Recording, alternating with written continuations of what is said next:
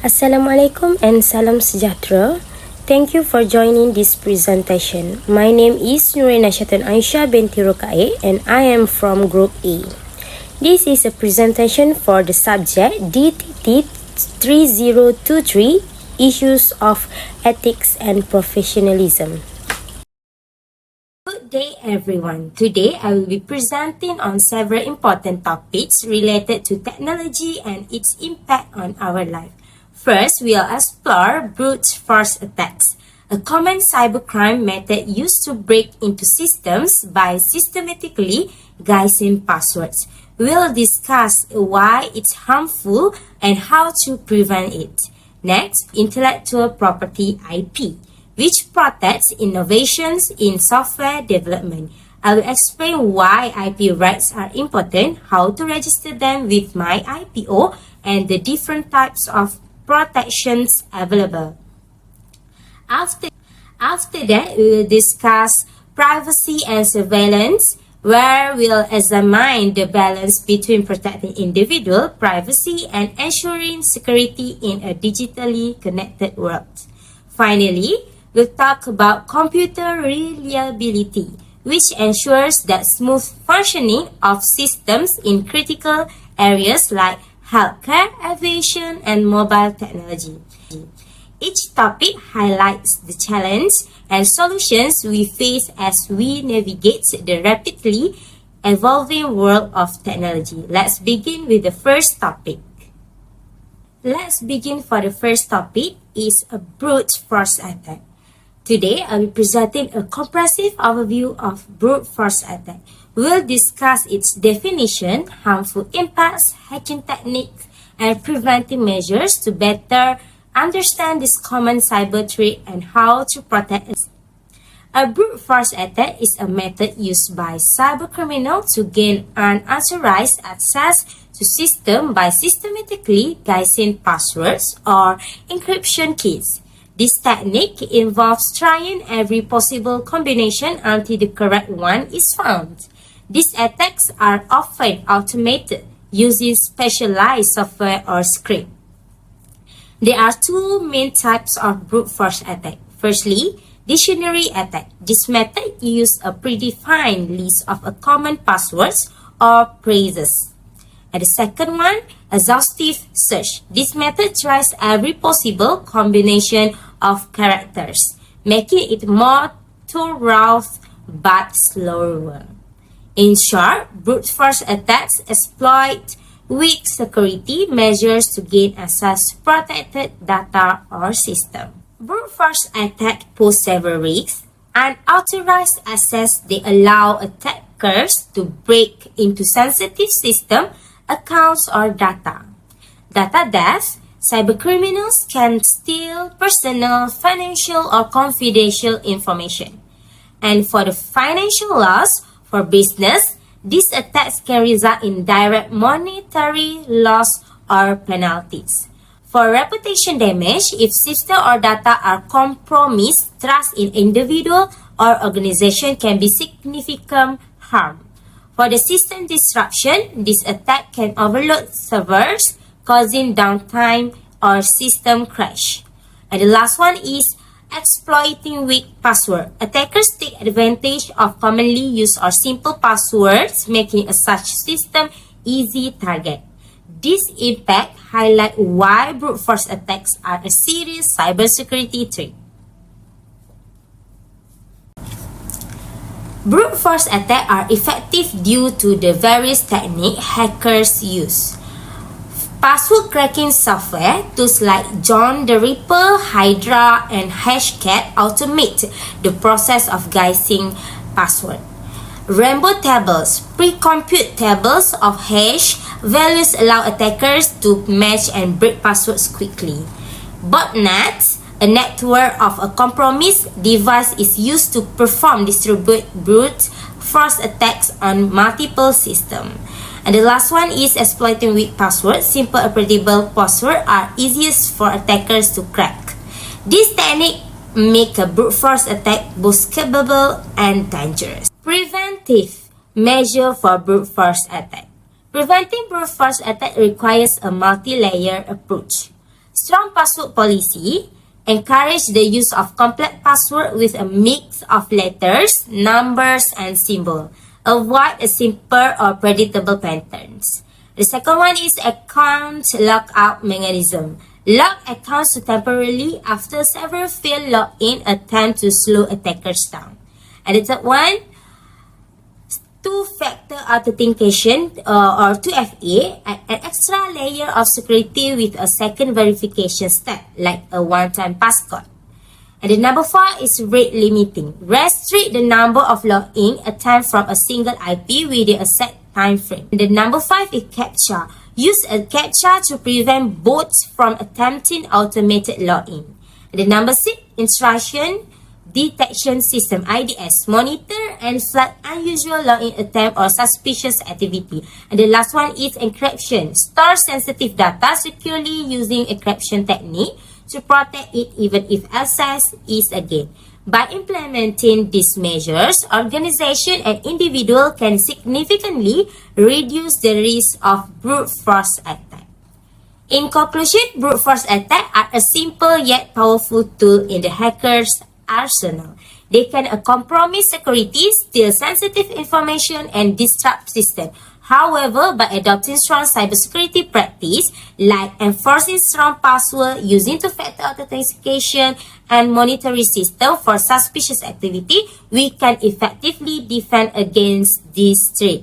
Remember, cybersecurity is an ongoing effort. Continuous vigilance and robust security measures are crucial to staying ahead of evolving cyber threats. In this segment, I'll be presenting on intellectual property or IP and its importance in protecting innovation in software development.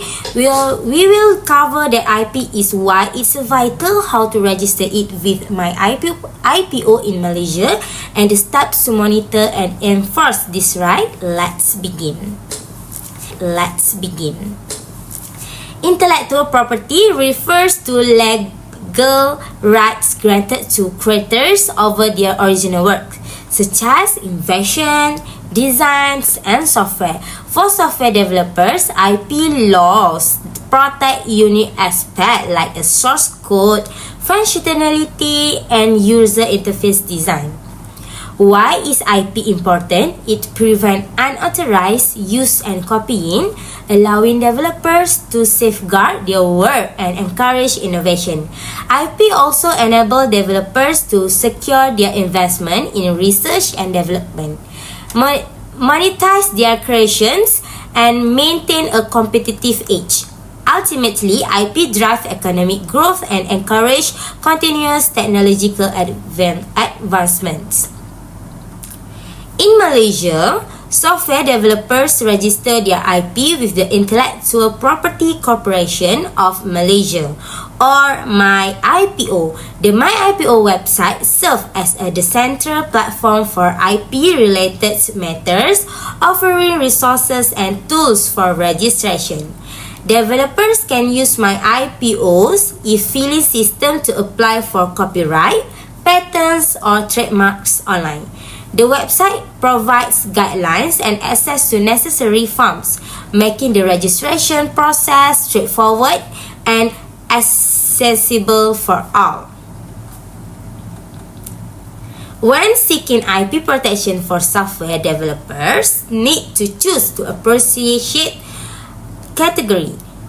Firstly, copyright protect the expression of ideas such as source code, algorithm, and design elements. This is the most common form of the protection for software. And number 2, patent. Applicable if the software includes a novel and inventive technical process or function. For instance, a newly developed algorithm may qualify. And the number 3 is trademarks, used to protect branding elements like a software name, logo, or symbol, ensuring a unique market identity. Choosing the right type of IP is critical to maximizing protection for the software.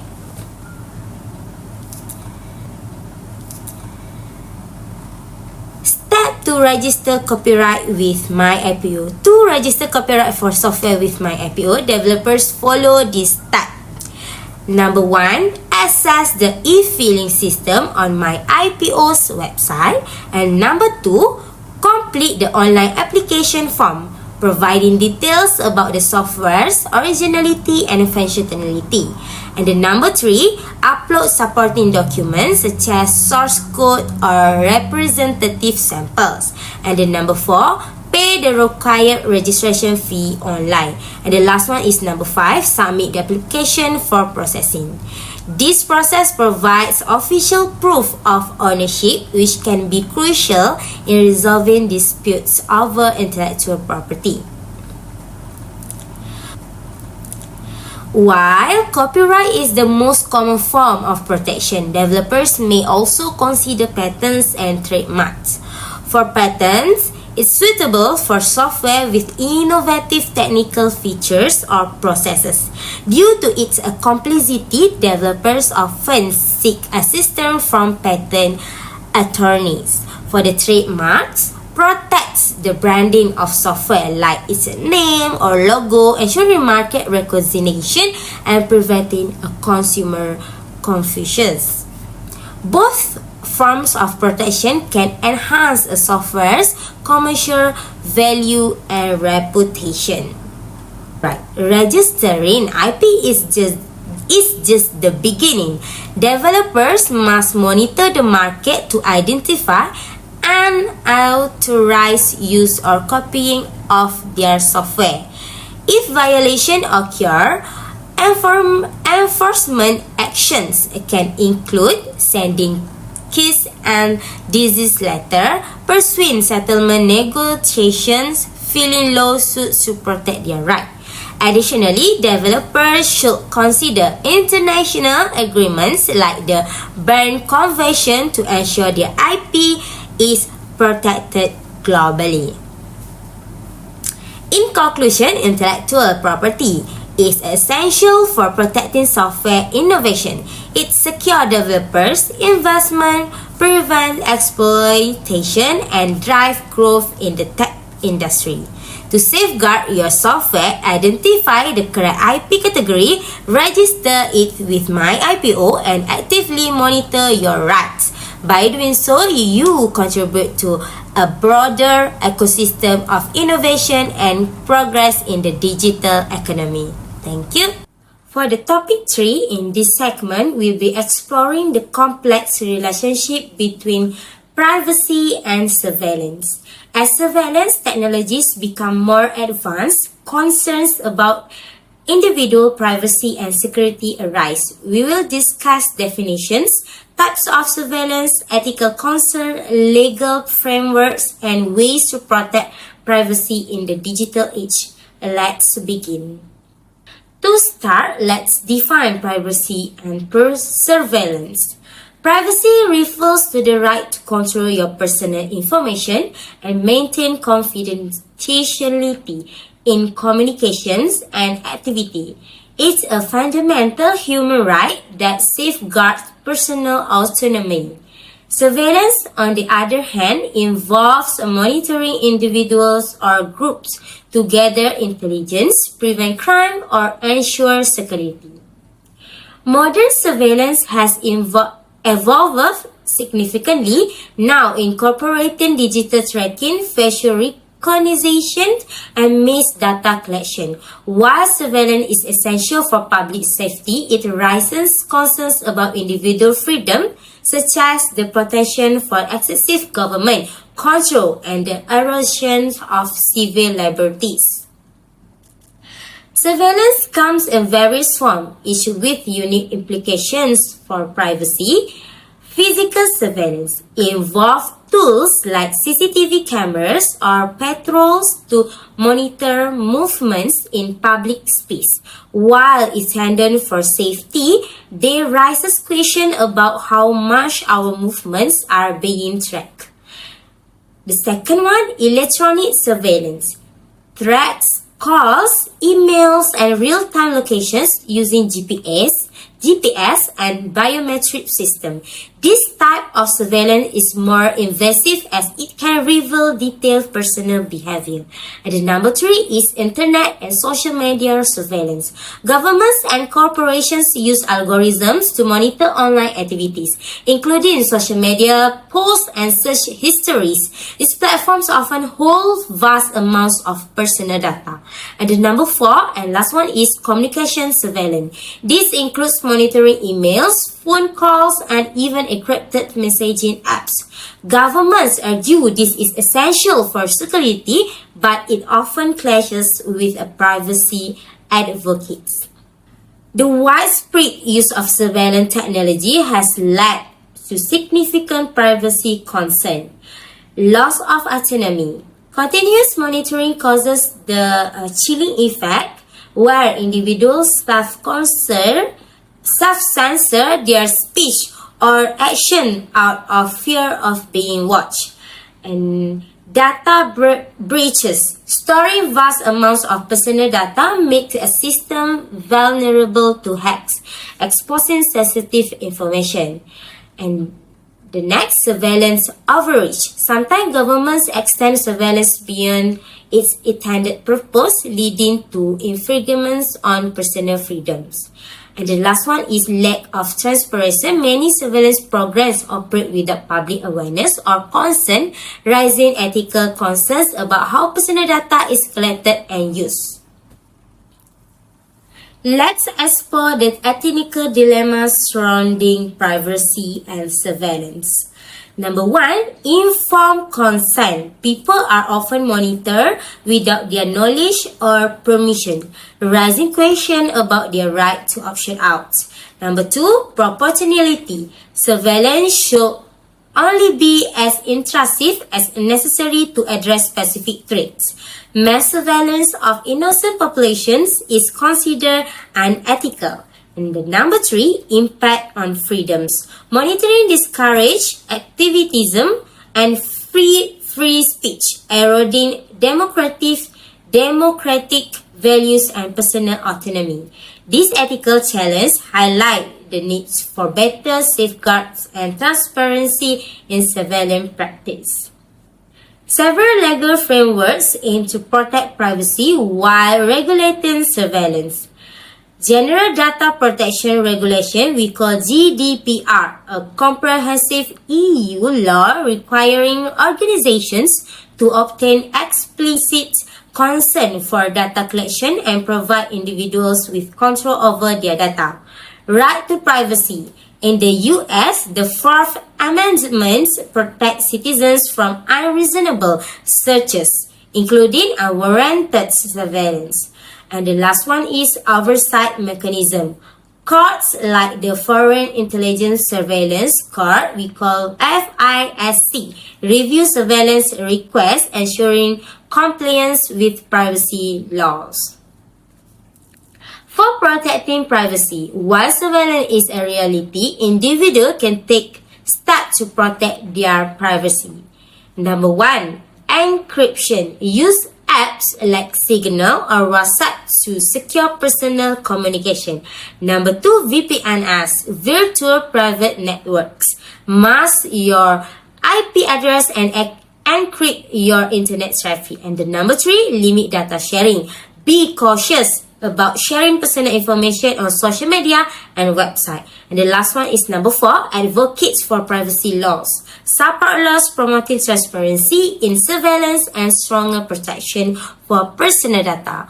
This step empower individuals to maintain control over their privacy in a highly monitored world. To conclude, privacy and surveillance present a delicate balance. Surveillance can protect public safety, but it must not infringe on personal freedoms or democratic values. Ethical frameworks and legal regulation are vital to safeguarding privacy. As individuals, we can also take a proactive step to protect ourselves by using encryption, limiting data sharing, and advocating for transparency. Thank you. For topic 4, we will be discussing the importance of computer reliability. As technology becomes increasingly integrated into every aspect of our life, from healthcare and business communication and entertainment, ensuring that computer systems function smoothly without failure is crucial. Why reliability is more important?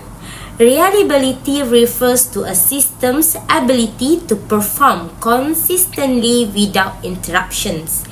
It's especially important in industries such as healthcare, business, and aviation, where system failures can have serious consequences. A reliable system minimizes downtime, protects sensitive data, and ensures that everything works as expected. Let's look at the key benefit of a reliable computer system. Number 1, operational stability. Reliable systems ensure efficient, uninterrupted service, preventing potential loss in business operations. Number 2, data integrity and security. Protecting sensitive information, especially in a sector like healthcare and finance, is essential to maintaining trust and compliance. Number 3, user satisfaction. A reliable system provides a seamless experience which leads to happier users and stronger customer loyalty.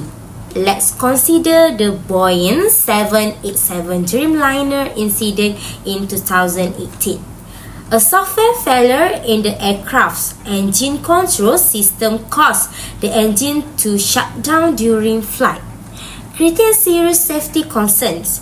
This incident affected not only passenger safety but also Boeing's reputation. It served as a reminder that even minor failures in high-risk industry can have significant consequences. Next, let's discuss the evolution of mobile phones. In the past, phones like Nokia, BlackBerry were renowned for their ruggedness and reliability, offering users long-lasting performance with a simple software. Today, smartphones running Android and iOS systems are much more sophisticated, but they also bring challenges related to reliability. Despite the advancements, issues like software bugs, crashes, and battery failure can still occur. While Android phones offer a wide variety of models, their reliability can vary depending on the manufacturers. In contrast, Apple's iPhones are known for their superior reliability, as Apple controls both the hardware and software, ensuring better optimization and consistency across devices. However, both systems still face occasional reliability challenges such as app crashes or battery issues. As we introduce more advanced features and complexity into device, the risk of reliability issues increase. Features like faster processing, larger memory, and more powerful apps require more careful optimization to ensure system remains stable. Both Android and iOS must continue to address these challenges to maintain user satisfaction. In conclusion, the reliability of computer system is crucial, especially as a technology continues to play a central role in our daily life. From the Dreamliner incident to the evolution of mobile phones, we see that even small failure can have far-reaching impact. As we advance, it's essential to focus on maintaining and improving the reliability of both hardware and software to ensure safety, trust, and efficiency. For topic 5, we will be discussing professional ethics in software engineering with a focus on the development of applications like MySejahtera, the Malaysian COVID-19 tracking app, As we see more technology integrated into our life, it becomes crucial to ensure that software developments follow strong ethical principles, especially in applications that impact public health. In software engineering, there are several key ethical principles that guide the development of technology. These principles include: number 1, public responsibility, prioritizing the well-being of the public. Number 2, client satisfaction, fulfilling the needs of end user. Number 4, product and judgment, making ethical decisions regarding product quality and security throughout its life cycle. Let's look at public responsibility in the case of MySejahtera. This principle focuses on software engineers' duty to priorities for public health and safety. For MySejahtera, this means creating a system that helps manage the COVID-19 pandemic, track users' health status, and provide health-related information in a timely manner. It also means ensuring that the app is accessible to all people, even those with a limited technological access.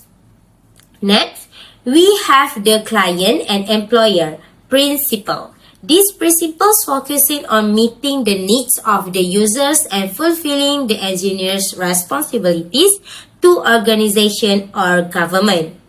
Number 1, client satisfaction. MySejahtera needed to be a user-friendly, reliable, and provide accurate information to users. And number 2, employer responsibility. Engineers needed to ensure that MySejahtera met government objectives, such as managing health data securely and complying with a regulation. For the product and judgment principle. The product and judgment principle emphasizes the importance of making ethical decisions throughout the development life cycle. For MySejahtera, engineers had to ensure the app was reliable, secure, and ethically sound. They needed to ensure user data privacy and that the app would perform reliably even under high demand. This also includes ethical decision making regarding data collection and consent. For security and data privacy in MySejahtera, security and data privacy were critical in MySejahtera. The app collects sensitive data such as health status and travel history, and it's essential that this information is protected. Engineers implemented best practice in cybersecurity like data encryption and secure authentication. Moreover, the app had to comply with data privacy regulation, ensuring that user consent was obtained for any data collection. Long-term impact and social responsibility. We also need to consider the long-term impact of software. In the case of MySejahtera, engineers had to ensure that the app contributes positively to public health without infringing on individual freedoms. For example, while the app tracked exposure to COVID-19, it was essential to prevent the app from being used for purposes beyond public health, such as surveillance. In conclusion, by following core ethical principles like public responsibility, client satisfaction, employer responsibility, and product judgment, software engineers ensure that their applications serve the broader interests of society. Ethical decision-making is critical to ensuring that technology prioritizes public health, privacy, and safety, while still respecting individual rights. As technology continues to evolve, it is crucial that engineers continue to uphold these ethical standards to develop technology that is beneficial transparent, and social responsible.